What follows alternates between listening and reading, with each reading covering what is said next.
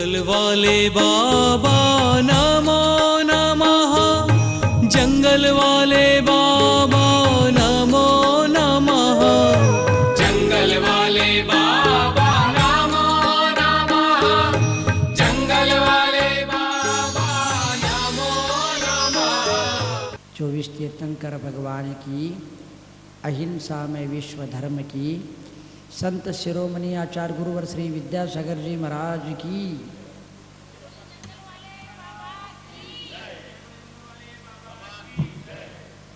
एक बहुत ही अच्छा प्रश्न है। उन्होंने पूछा, साधना, सेवा और सत्संग, सबसे पहले तो मैं ये कहना चाहूँगा, साधना, सेवा और सत्संग ये गृहस्थ जीवन को सार्थक करने का साधन है।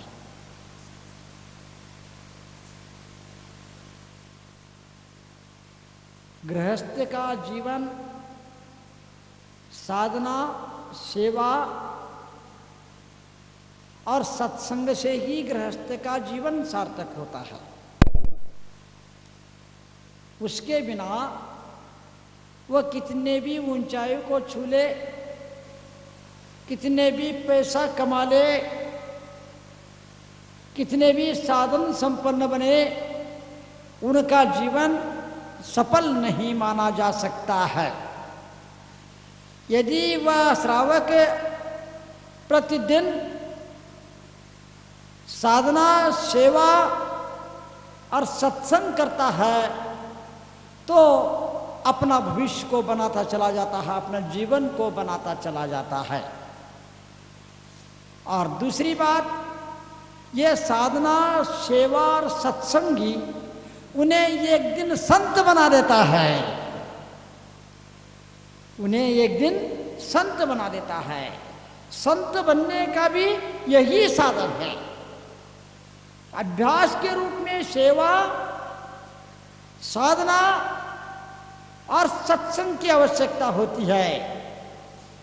जीवन को सफल बनाने के लिए, सार्थक करने के लिए और संत बनने के लिए इन तीनों की आवश्यकता होती है। आज तक कोई भी व्यक्ति बिना साधना, सेवा और सत्संग के अपने जीवन को न सार्थक बनाया है, न सफल बनाया है, न संत बना है। एक बात ये अलग है। दूसरी बात उसकी बता रहा हूं।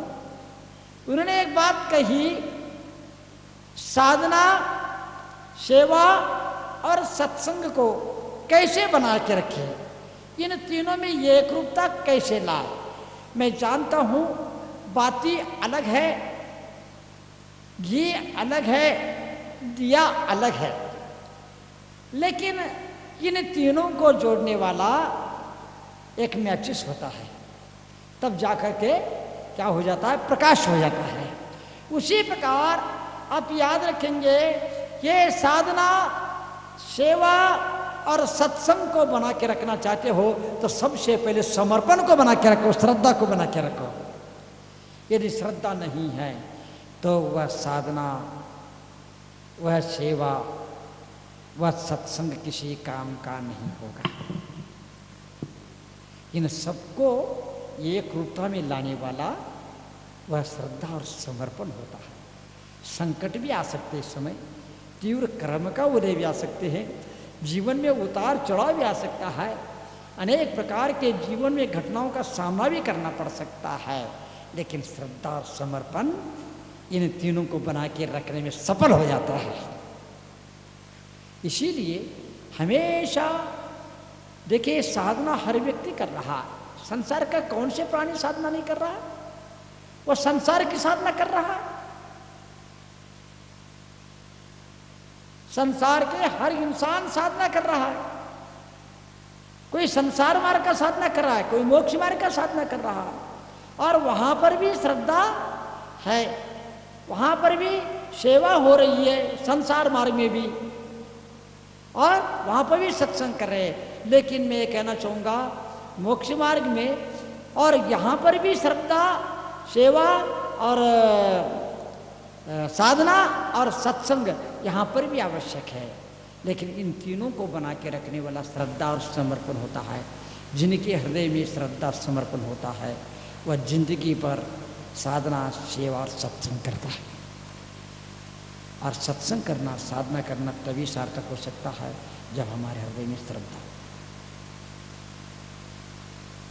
और इस सेवा, साधना और सत्संग से मनुष्य को सत्य समझ में आता है।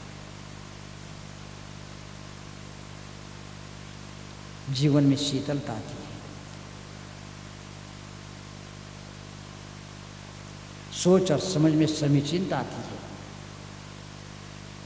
और अंतरंग में उत्साह और खुशी बना रहता है। भले ही शारीरिक कष्ट हो, मानसिक कष्ट हो, कायिक कष्ट हो, लेकिन हमारे पास श्रद्धा और समर्पण रहेगा तो निश्चित रूप से हम इन साधना, सेवा और सत्संग को बना के रखेंगे। कैसे भी स्थिति में हम उससे वंचित नहीं हो सकते हैं, और यही हमको सशक्त बना देते हैं। इसी में हमारी परीक्षा भी होती है और इसी में हम सफल भी होते हैं। परीक्षा लिखने, प्रश्न पत्र लिखने वाले भी, बनाने वाले भी हम ही होते हैं। परीक्षा लिखने वाले भी हम ही होते हैं, नंबर लिखने वाले भी हम ही होते हैं, पास होने वाले भी हम ही होते हैं। यहाँ पर दूसरे किसी अध्यापक की अथवा प्रशिक्षक की अथवा शिक्षक की आवश्यकता नहीं होती है। और जीवन में यदि ये तीन बातें रहेगा, ये तीन बातें रहेंगे तो निश्चित रूप से वह जहां जाएगा वहां सफल हो जाएगा। उनके सामने कोई समस्या नहीं रहेगी।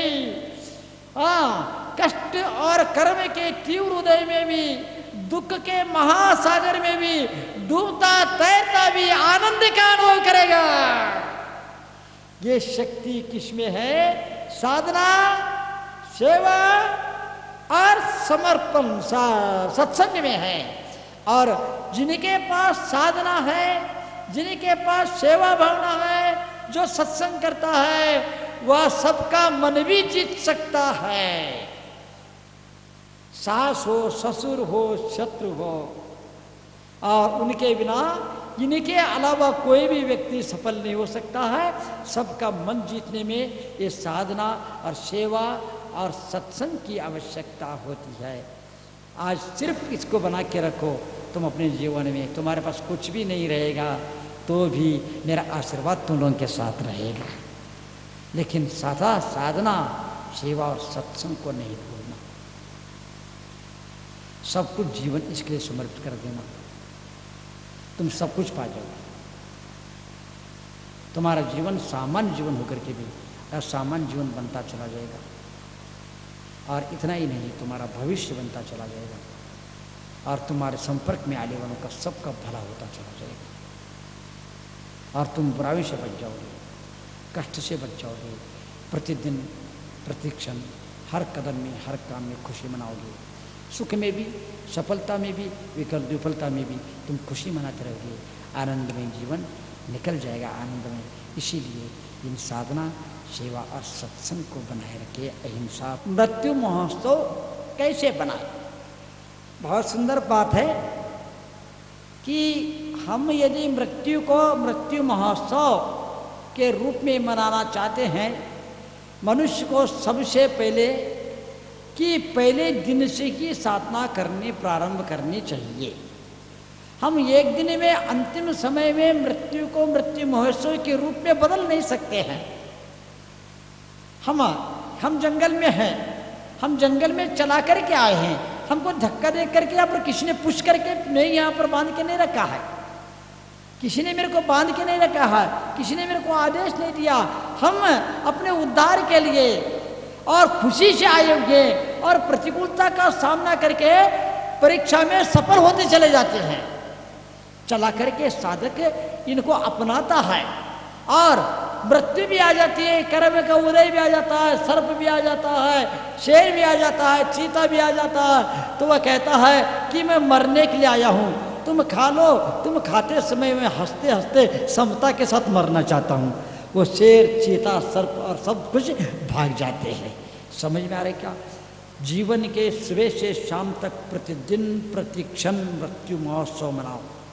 आज मैं मृत्यु के, आज मेरा मरने का दिन है समझ करके तुम हर काम करना प्रारंभ कर दो। जब भी तुम्हें पलक झपकते समय भी यदि मृत्यु आकर घेर लेगा, तुम उसको पचाड़ करके फेंक दोगे और मृत्यु महोत्सव मना लोगी।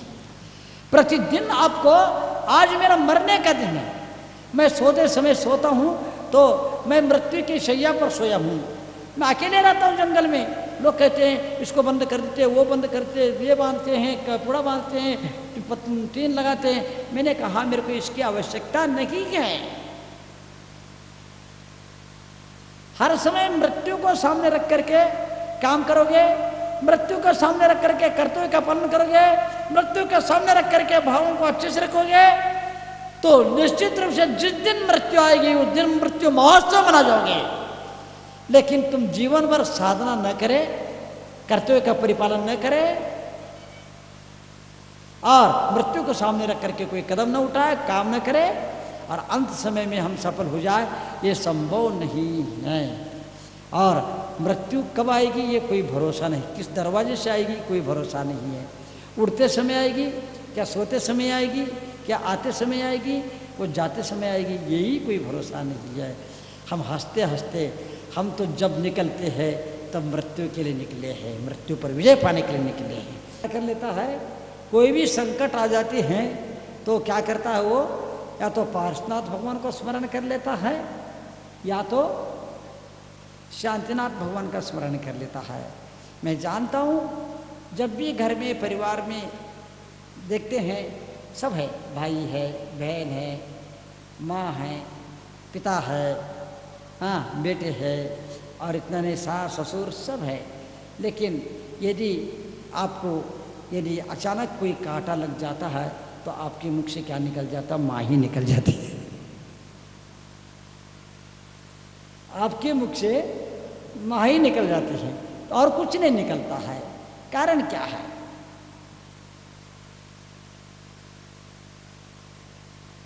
आपके मुख से क्या निकलता है? माँ। इसी प्रकार।